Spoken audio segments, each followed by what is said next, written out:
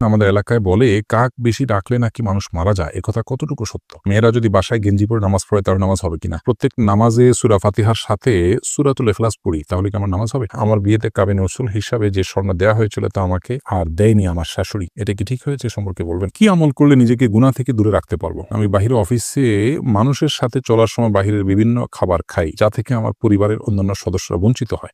এতে আমার গুনাহ হবে কিনা? আমার 25 বছর বাচ্চা হচ্ছে না, আমি কি টেস্ট টিউব বেবি নিতে পারবো? হাতে তালি দেওয়া ইসলামে জায়েজ আছে কিনা? মেহেদি পরা অবস্থায় ওযু হবে কিনা? চলুন আমরা তাহলে প্রশ্ন উত্তরে চলে যাই। শারমিন আক্তার অমি আপনি লিখেছেন, মেয়েরা যদি বাসায় গেঞ্জি পরে নামাজ পড়ে তাহলে নামাজ হবে কিনা? গেঞ্জি পড়লেন না কি পড়লেন সেটা ইস্যু না। ইস্যু হলো যে পর্দা নামাজের যে সতর, সে সতরটা ঢাকা হলো কিনা? মাথা থেকে পা পর্যন্ত আপনাকে ঢাকতে হবে। ভেতরে গেঞ্জি পড়লেন কিন্তু উপরে আপনি মোটা কাপড় দিয়ে ঢেকে নিলেন। বাস তাহলে আপনার নামাজ হয়ে যাবে। ভেতরে কি আছে সেটা ইস্যু না। ইস্যু হলো যে আপনার নামাজের জন্য মুখমণ্ডল এবং যে হাতের কবজি ছাড়া পুরো শরীরটা ঢেকে ফেলতে হবে চুলসহ।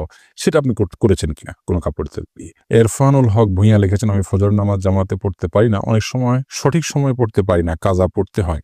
বাকি সব নামাজ জামাতে পড়ি, এক্ষেত্রে গুনাহ হবে কিনা? অবশ্যই গুনাহ হবে। প্রত্যেক নামাজই সময় মতো আপনাকে পড়তে হবে। ইন্নাস সালাতা কানাত আলাল মুমিনিনা কিতাবাম মাওকুতা। অনেক ভাইরা আছেন সব নামাজ পড়তে পারেন, ফজর নামাজটা পড়তে পারেন না। তো ফজর নামাজ পড়ার জন্য আপনাকে রাতে তাড়াতাড়ি শুয়ে যেতে হবে। এশার পর শুয়ে যেতে হবে।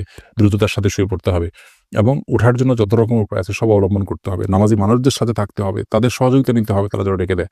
আপনি নানাবিধ চেষ্টা করলে অবশ্যই আপনার নামাজের অভ্যাস তৈরি হবে ইনশাআল্লাহ তাআলা। অন্তর ইসলাম আপনি লিখেছেন, প্রত্যেক নামাজে সূরা ফাতিহার সাথে সূরাতুল ইখলাস পড়ি তাহলে কি আমার নামাজ হবে? সূরাতুল ফাতিহার সাথে আপনি বিভিন্ন সূরা পড়বেন। একটা নির্দিষ্ট সূরাকে আপনি কেন ফিক্স করে নিবেন? কোন সাহাবী অবশ্য অন্যান্য সূরা মিলাতেন সূরা ফাতিহার সাথে, পাশাপাশি সূরা ইখলাসও পড়তেন। সেই সাহাবীকে নবী সাল্লাল্লাহু আলাইহি ওয়াসাল্লাম জিজ্ঞেস করছেন কেন পড়েন? তারা বলেছেন যে সূরা ইখলাসে আল্লাহর গুণগান এর কথা বলা আছে, শুধুমাত্র আল্লাহর কথাই এই সূরাতে বলা হয়েছে, সেজন্য তারা এটাকে ভালোবাসেন। তো নবী সাল্লাল্লাহু আলাইহি ওয়াসাল্লাম সেটাকে অনুমোদন করেছেন তাদের জন্য। বাট এমনিতে শুধুমাত্র ছোট্ট সূরা সংক্ষেপ, সেইজন্য আপনি শুধু সূরা ফাতিহাই ফিক্স করে ফেলেছেন, এরকম হলে সেটা মাকরুহ হবে।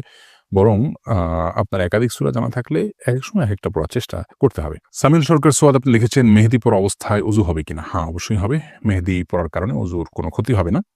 কারণ মেহেদি এটা আমাদের মানে আমাদের শরীরের উপর, আমাদের ত্বকের উপর আলাদা কোনো প্রলেপ তৈরি করে দেয় না, আলাদা কোনো লেয়ার সৃষ্টি করে না। অতএব মেহেদি লাগানোর পর হাতে পায়ে আমরা ওযু করতে পারবো, কোনো অসুবিধা হবে না ওযুর জন্য। তবে নেইল পলিশ ইত্যাদি যদি হয় সেটা কথা ভিন্ন, কারণ সেটা আলাদা প্রলেপ তৈরি করে।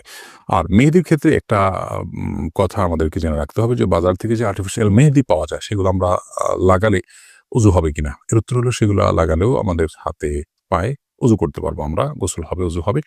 যদিও সেগুলো মনে হয় যে খসে, খসে পড়ে, আলাদা প্রলেপ আছে বলে মনে হয়। কিন্তু এটা নিয়ে আমরা যতটুকু ঘাটাঘাটি করেছি আ তাতে আমাদের কাছে পরিষ্কার হয়েছে যে এটা মূলত কেমিক্যালের কারণে চামড়ার উপরের একটা লেয়ার খসে পড়ে।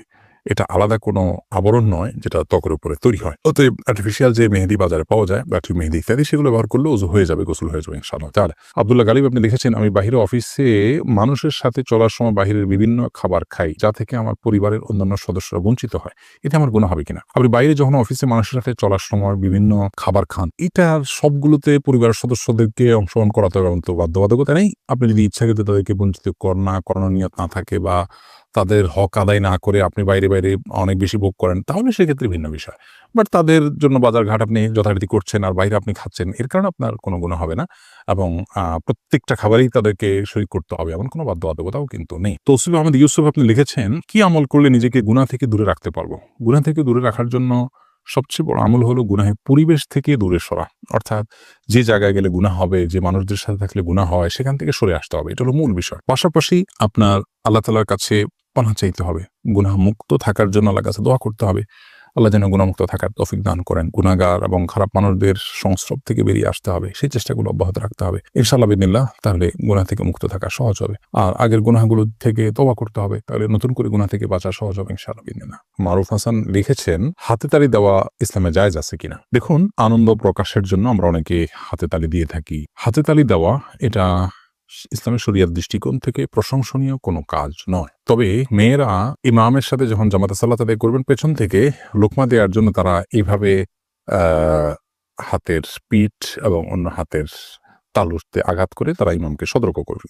এটি হাদিস দ্বারা প্রমাণিত। এর বাইরে সাধারণত যে হাতে তালি আমরা এভাবে দিয়ে থাকি অনেকে, এই হাতে তালিটা শরিয়া দৃষ্টিকোণ থেকে প্রশংসনীয় কোনো কাজ নয়। এর অন্যতম প্রধান কারণ হলো যে এটি অন্য ধর্মাবলম্বী মানুষদের সাথে আপনার সাদৃশ্য হয়। আর বিশেষ করে আরব জাহিলি যুগে আপনার মক্কার মুশরিকরা তারা বাইতুল্লাহর পাশে যে সালাত আদায় করতে করেন এটা তারা সে সম্পর্কে বলেছেন।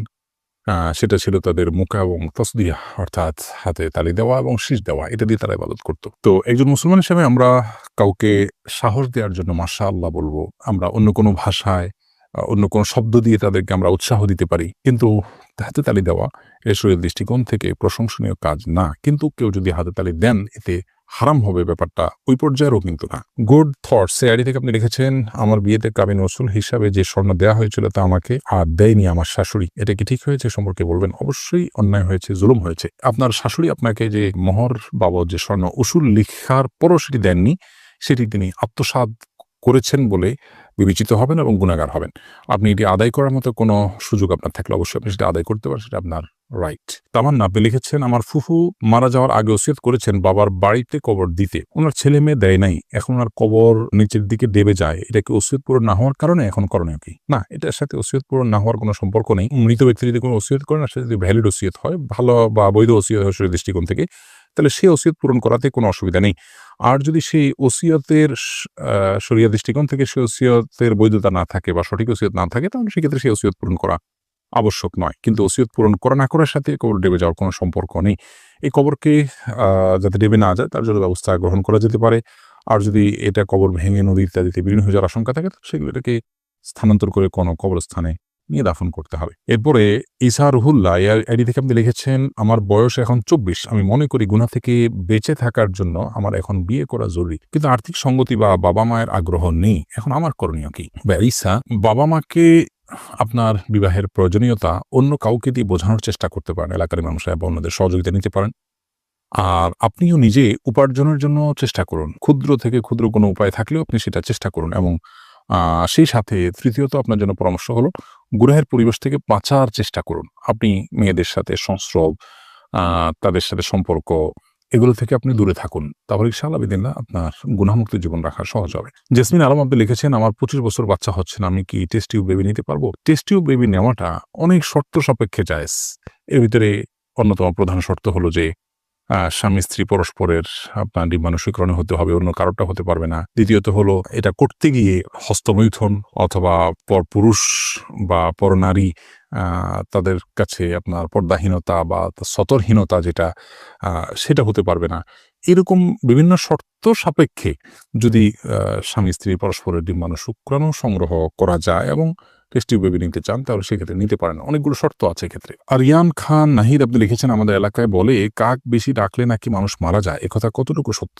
কাক বেশি ডাকলে মানুষ মারা যায় এরকম কোনো কথার কোনো ভিত্তি নাই, সম্পূর্ণ কুসংস্কারাচ্ছন্ন একটি বিশ্বাস। অনেক কুসংস্কারাচ্ছন্ন বিশ্বাস এখনো আমাদের সমাজের রন্ধ্রে রন্ধ্রে আছে, এগুলো আমাদেরকে দূর করতে হবে। মুসলমানের বিশ্বাস হতে হবে কোরআন এবং হাদিস ভিত্তিক, ওহী ভিত্তিক, কিংবা আপনার অভিজ্ঞতার আলোকে প্রমাণিত। নিছক লোকের মুখে শোনা এবং ধারণাভিত্তিক কথা, এটাকে বিশ্বাস করবে না মুসলমান। যদি করেন তাহলে সেটা তার ঈমানের ঘাটতি এবং ঈমানের দুর্বলতা, ইসলাম সম্পর্কে অজ্ঞতার প্রমাণ হবে এবং সেটা কোনো কোনো ক্ষেত্রে শিরকে পর্যবসিত হতে পারে।